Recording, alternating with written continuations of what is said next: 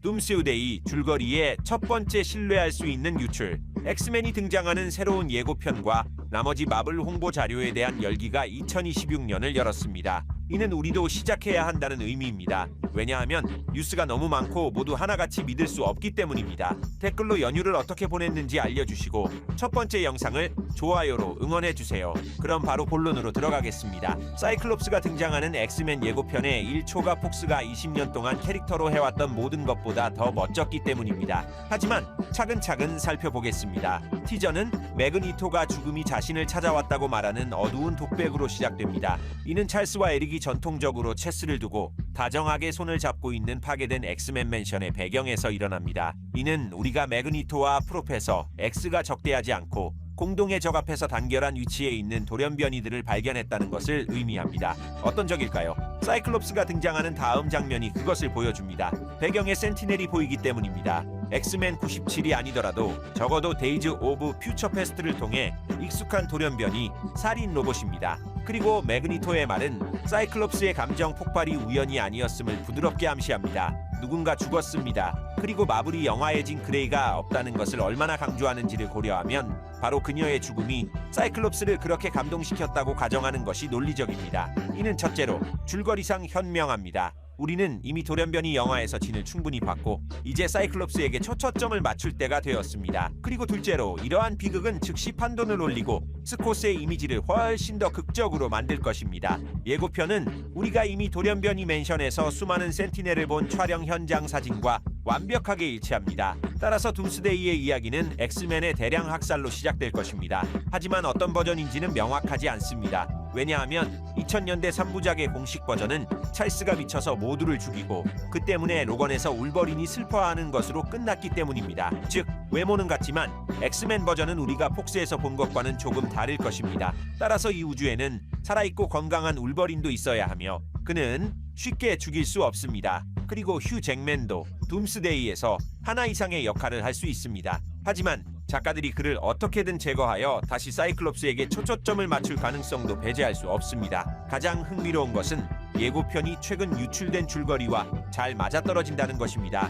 이 유출은 이상하게도 영화의 시작 부분만 설명하고 그 이상은 말하지 않습니다. 마치 마블이 통제된 유출로 우리의 관심을 계속해서 부추기는 것 같습니다. 모든 예고편을 처음 본 것이 바로 인터넷 유출이었음을 고려하면 줄거리 정보는 충분히 믿을 만합니다. 그리고 그 정보에 따르면 썬더볼츠의 쿠키 영상에서 판타스틱 4뿐만 아니라 닥터 둠도 메인 유니버스에 도착했다고 합니다. 한편 판타스틱 4의 쿠키 영상에서 둠은 프랭클린을 납치하지 않고 단순히 멀티버스 침공에 대한 도움을 요청하기 위해 포에게 왔습니다. 그들은 함께 메인 마블로 가서 어벤져스를 만나고 멀티버스의 임박한 붕괴에 대해 보고하고 엑스맨의 세계로 떠납니다. 둠의 정보에 따르면 그곳이 다음 침공의 원천이 될 것입니다. 요컨대 첫 번째로 빅터 둠이 둠스데이 초반의 영웅으로 소개될 것이라는 정보가 확인되었습니다. 악당이 아니라. 그리고 나중에야 그가 엑스맨 맨션에 센티넬을 보낸 장본인이라는 것이 밝혀질 것입니다. 그리고 사실 캡틴부터 모니카 램보까지 침공을 일으키는 모든 사람에게 복수하는 것은 바로 그입니다.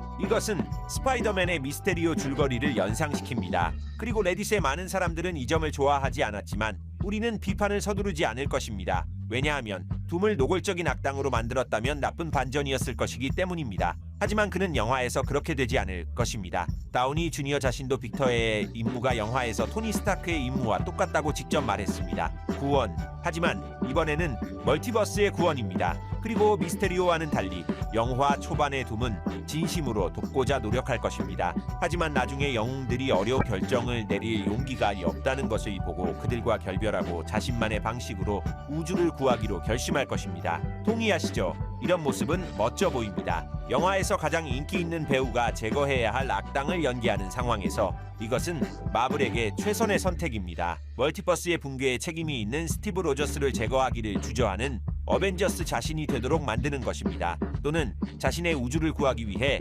돌연변이를 제거하기를 주저하는 것입니다. 시무리우는 어벤져스와 엑스맨의 싸움에 대해 이야기했습니다. 그리고 침공은 먼저 무력으로 해결하려고 시도할 것 같습니다. 하지만 물론 돌연변이든 어벤져스든 아무도 죽일 준비가 되어 있지 않습니다. 비록 멀티버스가 위기에 처해 있더라도. 하지만 닥터 둠은 충분히 준비가 되어 있습니다. 바로 이것이 분열의 이유입니다. 미스테리오의 방식은 반복될 것 같지 않으며 빅터는 분명히 이해할 수 있는 악당으로 만들어질 것입니다. 어쨌든 다음 예고편으로 넘어갑시다. 이 예고편은 와칸다에 관한 것이며 슈리가 여전히 블랙팬서라는 것으로 시작됩니다. 교체에 대한 모든 소문에도 불구하고 적어도 영화 초반에는 현재와 같은 상황이 유지될 것입니다. 다음으로 네이모라와 함께 아틀란티스인들의 장면이 나옵니다. 두 영웅 모두 재디자인되었고 마침내 저렴해 보이지 않습니다. 그리고 티저 마지막에 은바쿠는 벤 그림을 만나고 그루트와 스티브 로저스의 만남 장면에 재미있는 패러디가 일어납니다. 이번에는 은바쿠와 벤 그림이 만나는데 벤 그림은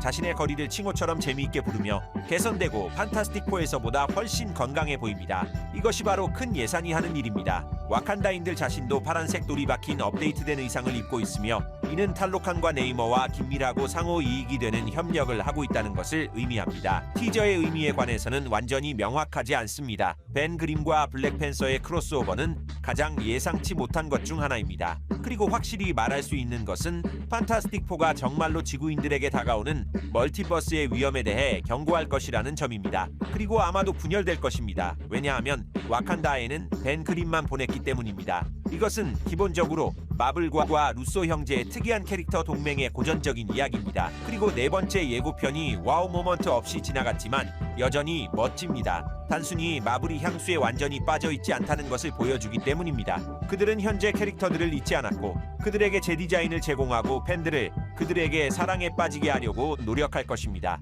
이것은 훌륭합니다. 왜냐하면 두 번째 팬서에서 네이머는 때때로 그렇게 나쁘지 않았기 때문입니다. 그리고 블랙팬서로서의 슈리는 인종차별주의자나 여성 혐오자 때문이 아니라 나쁜 시나리오 때문에 더 고통받았습니다. 루소야 형제는 부드러운 재부팅을 진행하고 있으며 여전히 멀티버스 사가의 캐릭터들을 사용할 것입니다. DC는 극단에 빠지지 않고 어떤 이유로든 전면적인 재부팅을 하지 않는 것이 얼마나 중요한지 거짓말하지 않을 것입니다. 만약 블랙 아담에게 두 번째 기회를 주었다면 더락은 성공할 수 있었을 것이라고 확신합니다. 그리고 4개의 티저에서 가장 기억에 남는 것은 그것들이 4개의 다른 영화의 예고편처럼 보인다는 것입니다. 그리고 이것은 마침내 멀티버스 사계 부족했던 멀티버스적인 느낌입니다. 거기서 마블은 계속해서 끝을 잘라내고 멀티버스적인 측면을 농담으로 만들었고 아마도 로키에서만 어떻게든 그것에 깊이 파고들려고 노력했습니다. 지금은 모든 것이 진지합니다. 각 영상은 독특해 보이고 자체적인 줄거리를 암시합니다. 그리고 루소 형제가 이 모든 것을 한 영화에 어떻게 통합할 계획인지 매우 흥미롭습니다. 하지만 불행히도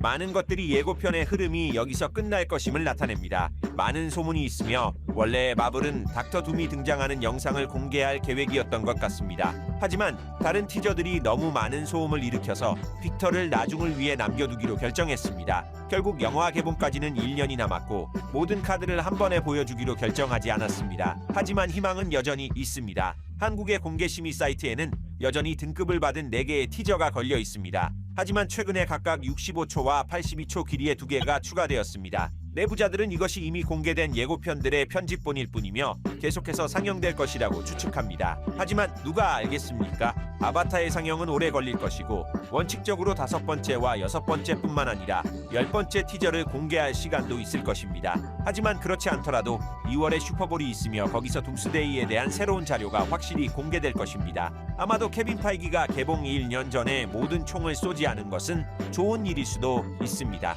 그래야 모든 사람들이 티저를 잊지 않을 테니까요. 그리고 본격적인 예고편은 여름에 스파이더맨이 개봉할 즈음에 나올 것으로 예상됩니다. 오래 걸리지만 마블에게는 이미 진전입니다. 이전에는 평범한 프로젝트에도 첫 번째 티저를 개봉 반년 전에 공개하기 시작했습니다. 이렇게 하면 적어도 유출과 소문 외에 이야기할 거리가 있습니다. 물론 그것들도 있습니다. 헤일리 애쉬웰이 둠스데이에서 시리즈를 포함하여 마블 경력 중 가장 큰 역할을 맡았다고 합니다. 기자들은 패기가 둠스데이에서 많은 스크린 타임을 가지고 있으며 스티브 로저스의 배경이 아니라 완전한 활동적인 캐릭터가 될 것이라고 주장합니다. 또한 4월에 추가 촬영이 있을 것이며 매우 대규모일 것이라는 정보도 있습니다. 첫 번째 촬영에 참여하지 못한 사람들이 우선적으로 초대될 것입니다. 그리고 물론 여기 있는 모든 사람들은 톰 홀랜드와 그의 스파이더맨을 기다리고 있습니다. 또한 내부자들의 의견에 따르면 바로 4월에 라이언 레이놀즈와 휴 잭맨이 본격적인 촬영을 시작할 것이며 그들도 둠스데이에서 길을 잃지 않고 주연을 맡을 것입니다. 그리고 그뿐만이 아닙니다. 울버린 단독 영화 제작에 대한 초기 소문은 많은 것 중 하나일 뿐이라고 합니다. 그리고 시크릿 워즈 이후 마블은 돌연변이에 대한 아주 많은 다양한 프로젝트를 원하며 그중 일부는 이미 작업을 시작했지만 공개적으로 발표하지 않았습니다. 이 프로젝트들 중에 데드풀사가 포함될 것이라는 것은 어렵지 않게 짐작할 수 있습니다. 그래서 잭맨과 레이놀츠는 마블에 오랫동안 있을 것입니다. 그리고 톰 히들스턴은 자신에게는 예상치 못한 방식으로 둠스데이에서 핵심적인 역할을 할 것이라고 확인했습니다. 보통 배우는 마지막까지 모든 것을 부인하지만 지금은 영화에서 줄거리에 직접적인 영향을 미칠 기념비적인 역할을 맡았다고 확인했습니다. 그리고 둠스데이의 중심 아이디어가 믿을 수 없으며 이전의 영화에서 이런 것을 한 적이 없다고 말했습니다. 톰을 믿으시나요? 티저와 마블의 새로운 광고 전략에 대한 여러분의 의견을 댓글로 남겨주세요. 그럼 오늘은 여기까지입니다. 친구들, 곧 새로운 영상으로 만나요.